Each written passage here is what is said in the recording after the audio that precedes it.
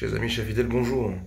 Depuis hier, nous avons été introduits dans la plus belle et la plus sainte de toutes les semaines de l'année.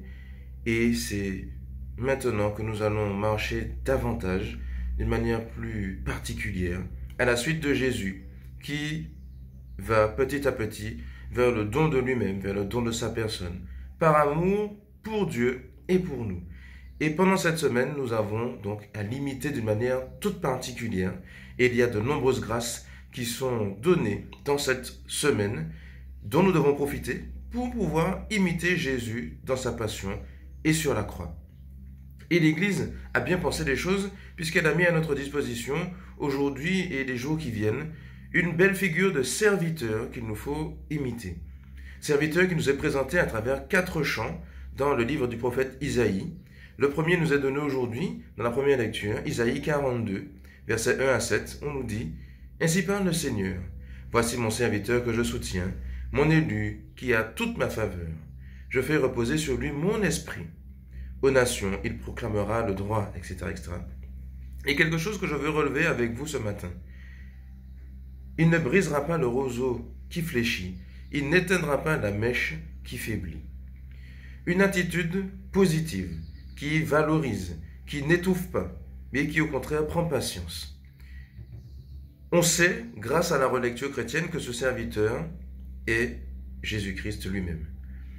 Et donc ce serviteur, Jésus, que nous devons apprendre à imiter, nous aide à voir ce qui va chez l'autre ou chez nous-mêmes avant de nous enfermer ou d'enfermer l'autre dans ce qui ne va pas.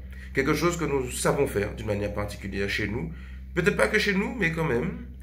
Et ce qui est très mortifère en fait, comme façon de penser, comme mentalité, qui est du coup très négative, alors que nous devons apprendre à voir ce qui va, puisque Dieu est présent en tout homme, Dieu agit toujours dans nos vies, et donc il y a toujours des motifs d'action de grâce autour de nous qui nous aident à voir aussi ce qui va, en même temps que ce qui ne va pas.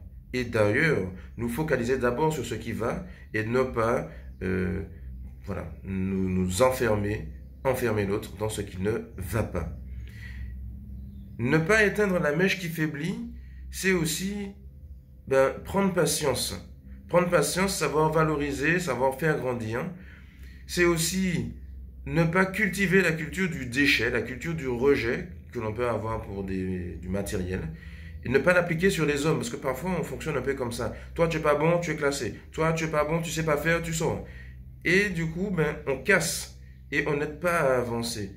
Alors que, les éducateurs savent que, il faut parfois durer, prendre du temps, patienter, faire grandir, valoriser, pour que, les choses se corrigent petit à petit, tout comme Dieu, lui, prend patience envers nous, puisqu'il voit bien qu'il y a des choses chez nous qui ne vont pas, mais il prend ce temps avec nous, de nous faire grandir, de nous valoriser. Petit à petit, nous sortons.